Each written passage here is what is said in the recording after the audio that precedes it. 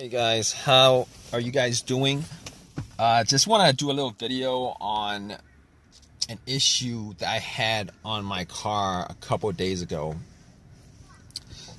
So basically, it was happened like at the end of the day. Pretty much, I was using my car the whole entire day, went shopping, etc., etc. Went to the Home Depot, parked it there, went in, grabbed some stuff, came out, got into my car, tried to start it, and did not start. It didn't crank. And I was very surprised at that because, let me see. I don't know whether I was surprised at that or not because I did change up the battery about a month and a half ago. So I was a little bit surprised that happened because I had that issue happen, about a month ago when I had to go out and change up the battery. Pretty much the same situation, kind of, but kind of not.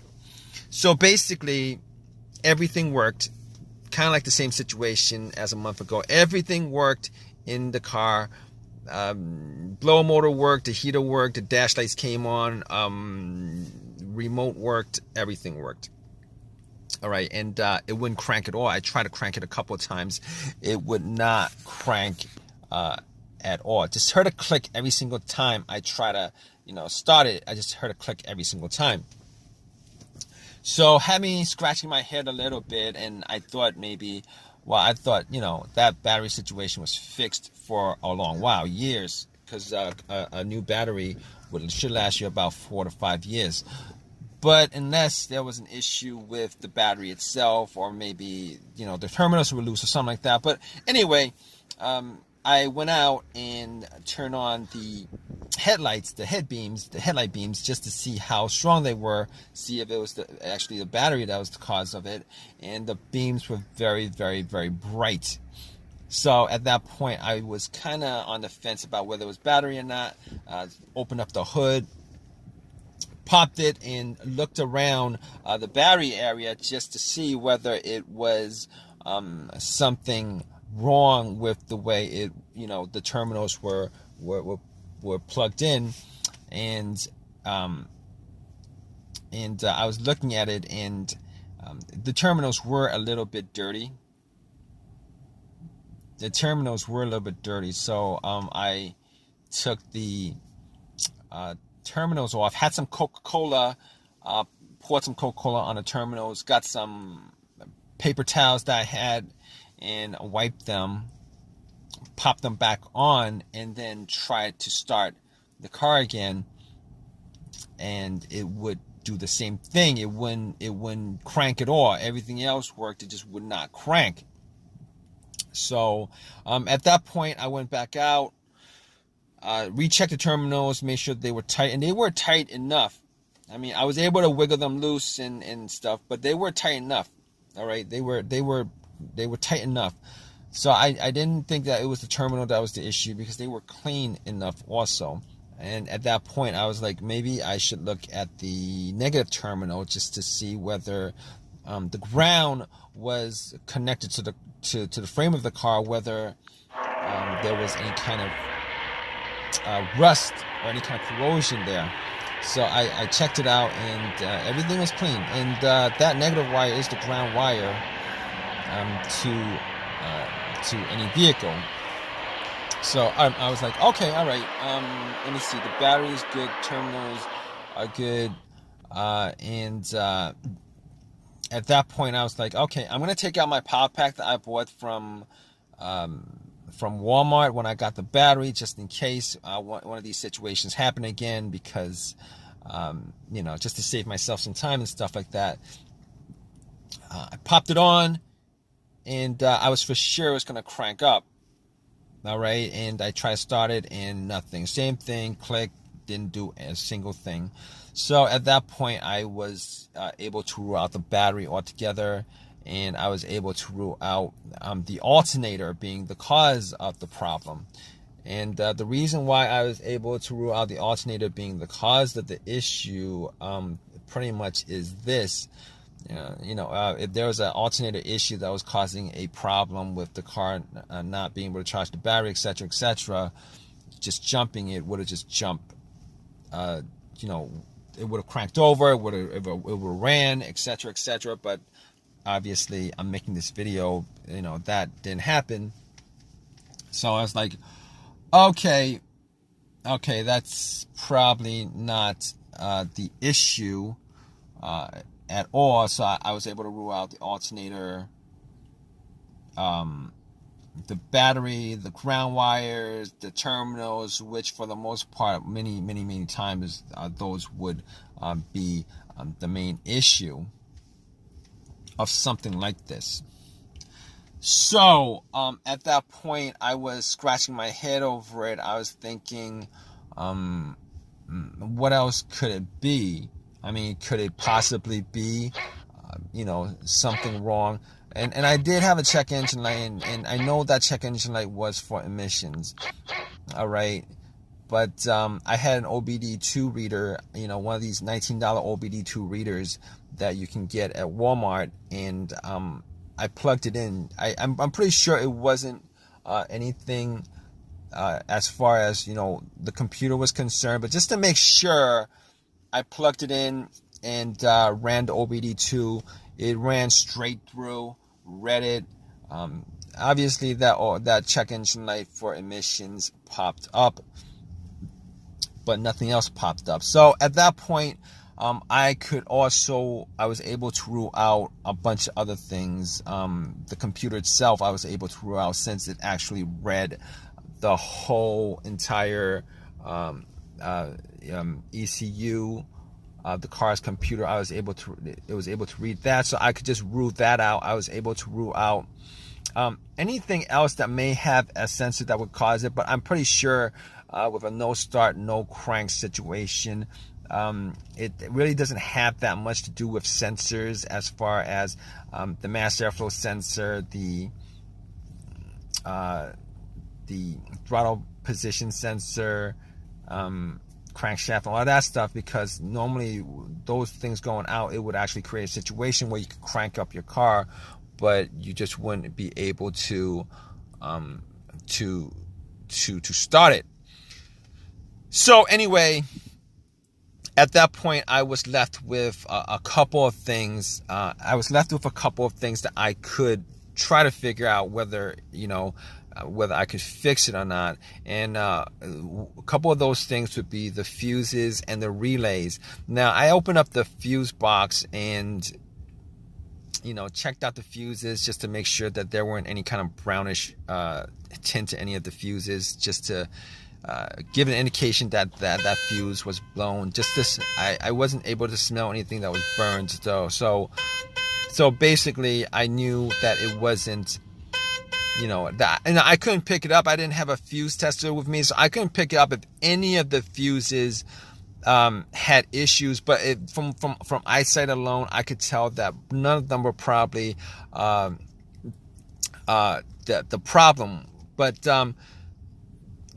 I can recall two cases where I've had issues with this kind of situation, where I had a no crank, no start, where the fuse was the cause of it. One of those situations was with an Acura, and the main fuse of that car was blown. The main fuse of that vehicle was blown, and it pretty much caused an absolute power outage throughout the whole entire car. In that situation, there was absolutely no power at all inside the car, as if the terminals were taken off the battery. And once I changed up that main fuse, everything started up again, everything worked, everything was good. So but unfortunately, that wasn't the same situation as I had a couple of days ago, because I was getting power, it just wasn't cranking up. And the other situation with a fuse I had was with another vehicle that I had, and that situation was with the car, not the car cranking but not starting, and that situation was a result of a fuse to the fuel pump, or to the ECU, the car's computer. And once I swapped those out, it had no problem starting.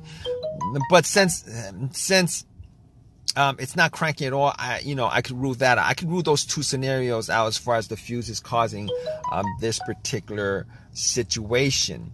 So now that I couldn't rule out the fuses 100% at that point, but since I didn't have a fuse tester with me going through those two scenarios, I was gonna rule those out.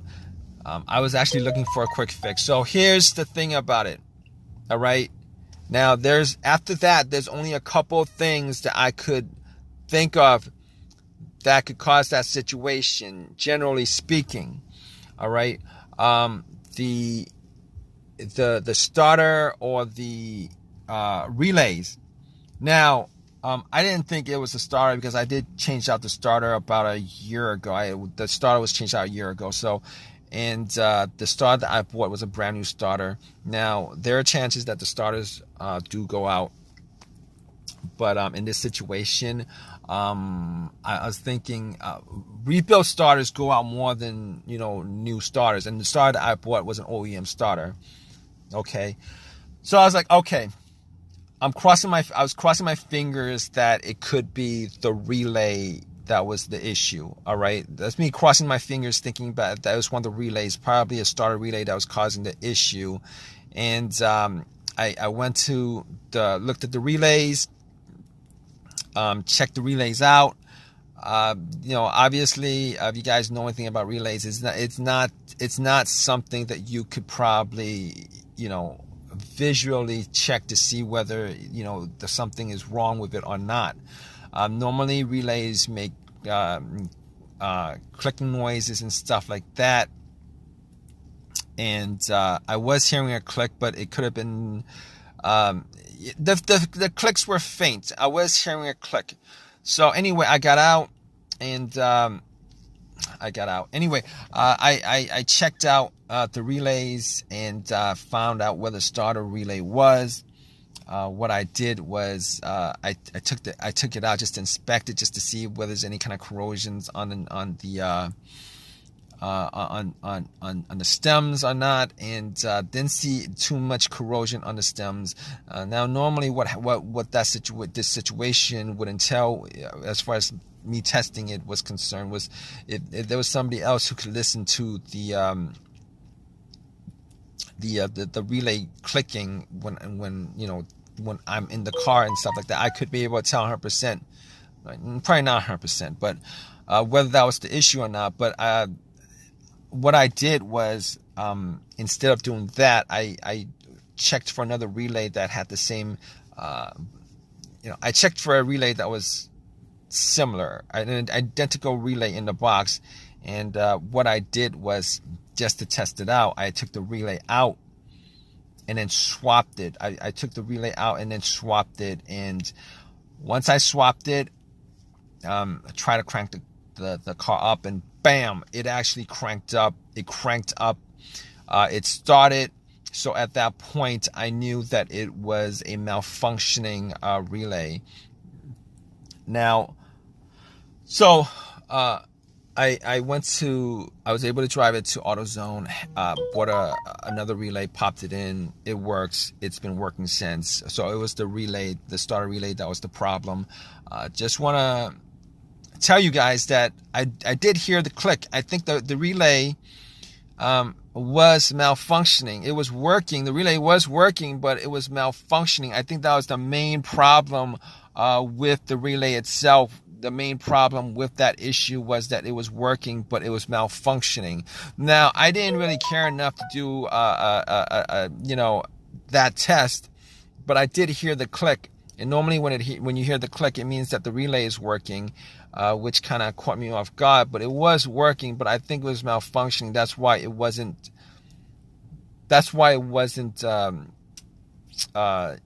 starting the vehicle, starting the car.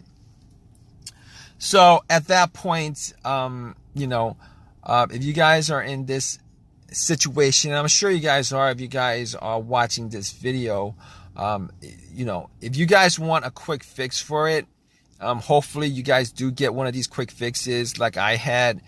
Pretty much what you guys could do is go down the list of stuff that I eliminated, as far as everything I eliminated before getting to what the main problem was. Generally speaking, after the relay, if it wasn't the relay, my first guess would have been the starter being the issue. But regardless, I just want to thank you guys for watching this video. If you guys have a comment, please leave a comment in the comment section. Please subscribe, and please give me a thumbs up if this video has helped you guys out in any way. All right, guys, take care.